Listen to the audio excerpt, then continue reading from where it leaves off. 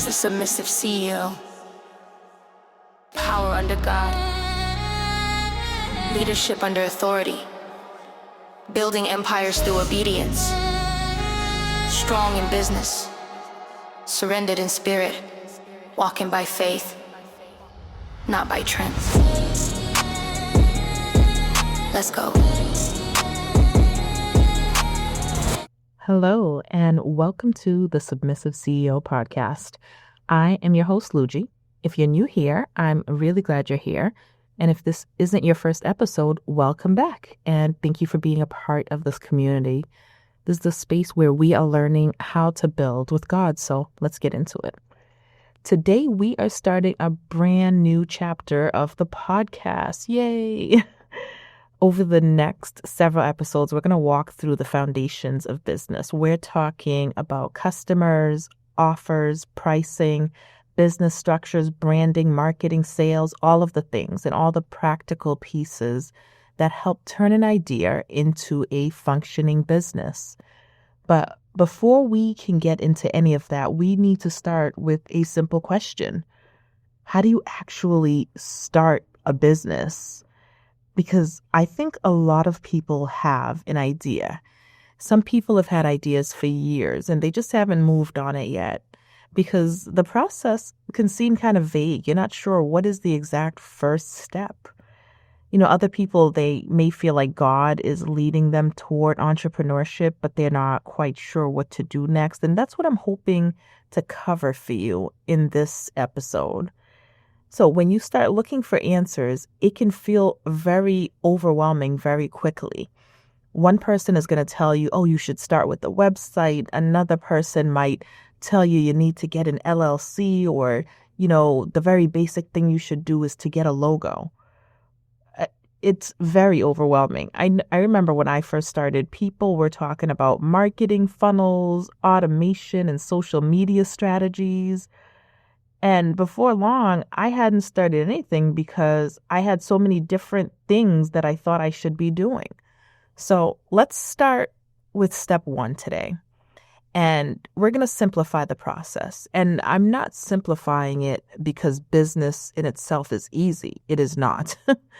But because it doesn't have to be as complicated as we sometimes make it out to be. The truth is, every business starts in the same place with a decision. And that decision is to stop thinking about it someday and begin taking it seriously today, if today is your day. And I think that's where stewardship begins as well. Not when the business is profitable or when thousands of people know your name, or even when you've reached the goals on your vision board. Stewardship really begins the moment you decide to take responsibility for what God has placed in your heart and in your hands. One of my favorite verses is found in Zechariah chapter 4, verse 10. It says, "Do not despise these small beginnings, for the Lord rejoices to see the work begin." I absolutely love that verse because it reminds us that God values beginnings. He knows you have to start somewhere, and he's just as excited for it as you are.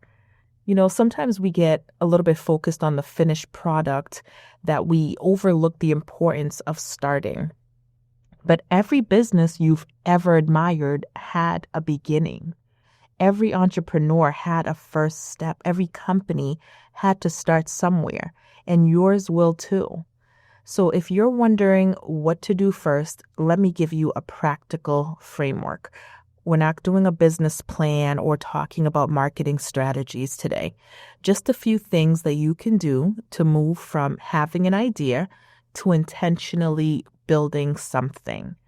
And we will build on these topics as the weeks go by. So the very first thing is to choose one idea. Notice I did not say choose the perfect idea. I said just choose one. Many aspiring entrepreneurs spend months bouncing between possibilities. Should I do this or that? What about this idea? Maybe this is better. Or I saw someone do this and, they made a killing out of it. No.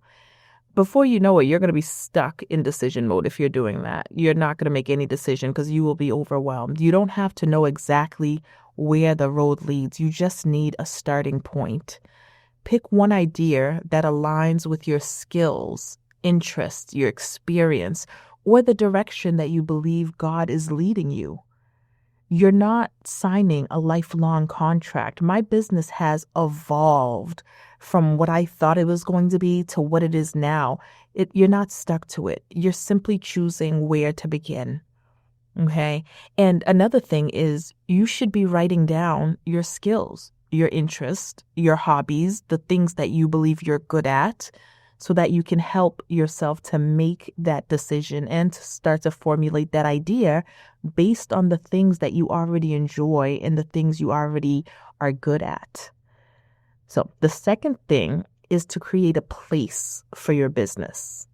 That sounds simple, but it is very important. Create a folder on your computer, open a notebook, start a document, or even a Google Drive folder. Or if you are an Apple user, put something on iCloud. Give your business a place to live outside of your head. Ideas tend to stay dreams when they're only stored in our minds. When you begin to organize them, they begin to become something tangible. You have a place where you can go and you can reference it. You have a space where you can drop down all of your ideas. I am somebody that likes to do mind maps. So just one of my little tricks here that I will give you.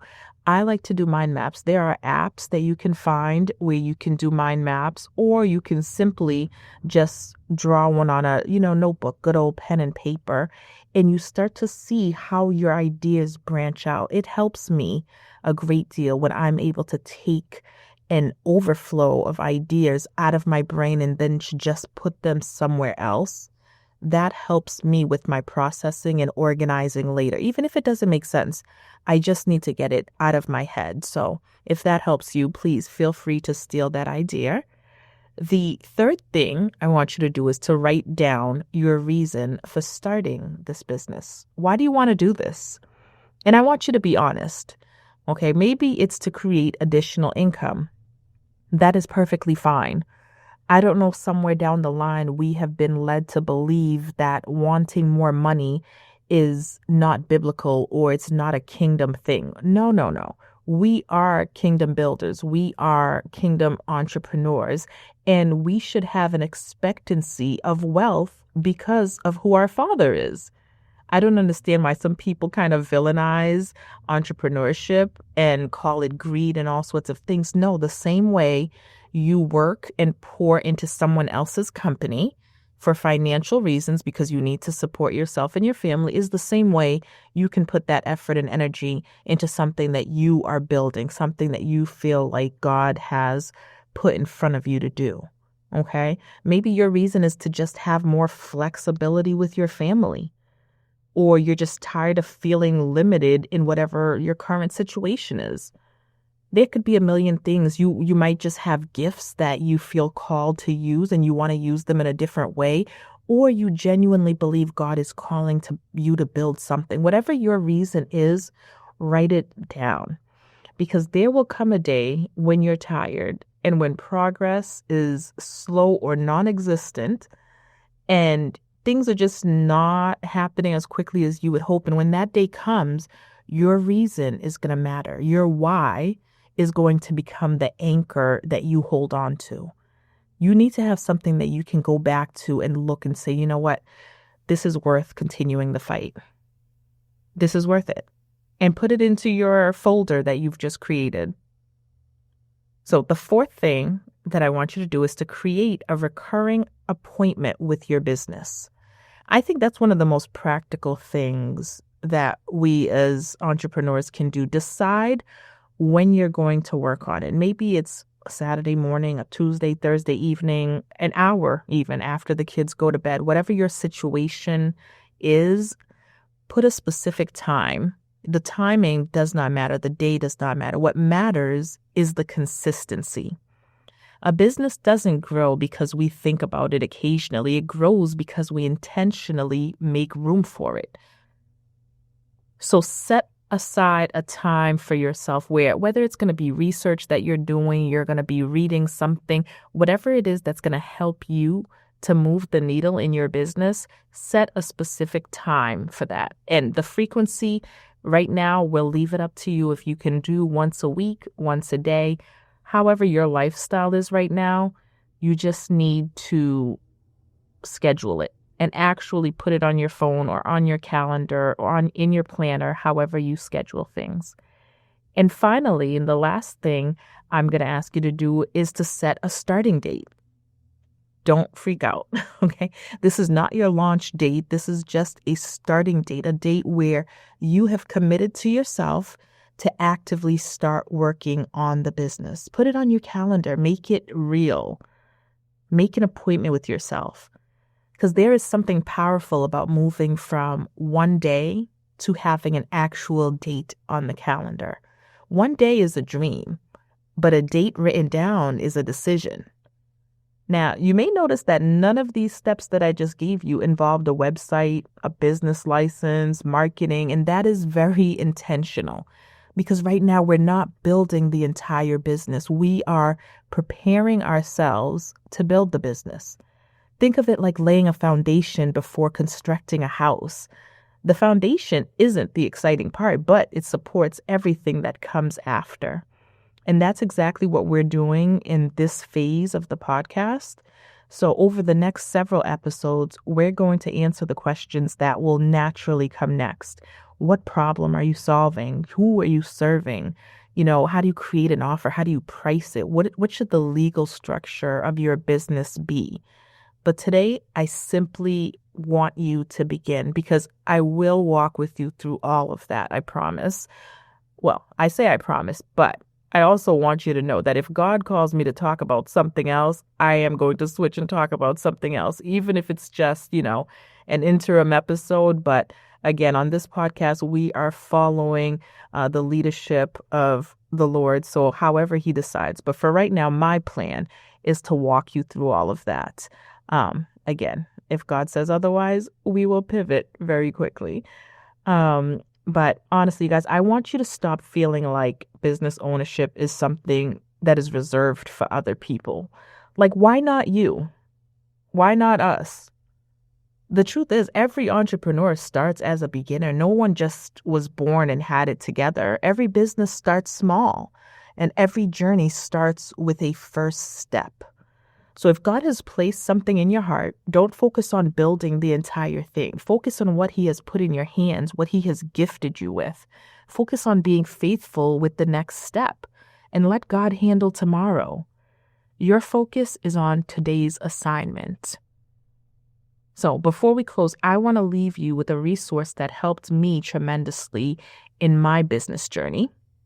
Get a simple notebook dedicated entirely to your business. That's it. It doesn't have to be an expensive planner or complicated software, just one notebook. I had a notebook that was very useful to me, and it was dedicated to the business. Now, any notebook obviously works, but I will leave this notebook linked in the resources section of the website. That way, if you want to grab it, that's fine. It's on there. The reason I liked it is because it was a spiral bound notebook. The paper was actually really good quality. I am a planner and pens type of girl, so those things matter to me. Use it to capture your ideas, your goals, your questions, your lessons, your prayers, and your plans. Matter of fact, I actually have one of these notebooks as my Bible study notebook as well. So it comes in different colors, so I actually have a few of them. Some of the best business decisions you'll make begin with clarity, and clarity often starts by writing things down and seeing it and being consistent. Sometimes the simplest tools can become the most valuable, like a notebook, or honestly, if you're not a pen and paper type of person, open up the Notes app. Most phones have a note section that you can just start jotting down your notes. Just be cautious to categorize things so that you can go back and reflect on them.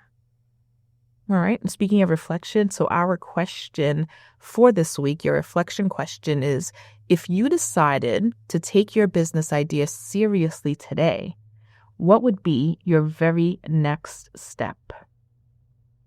Now, you guys know I always want to leave you blessed. So just a quick prayer.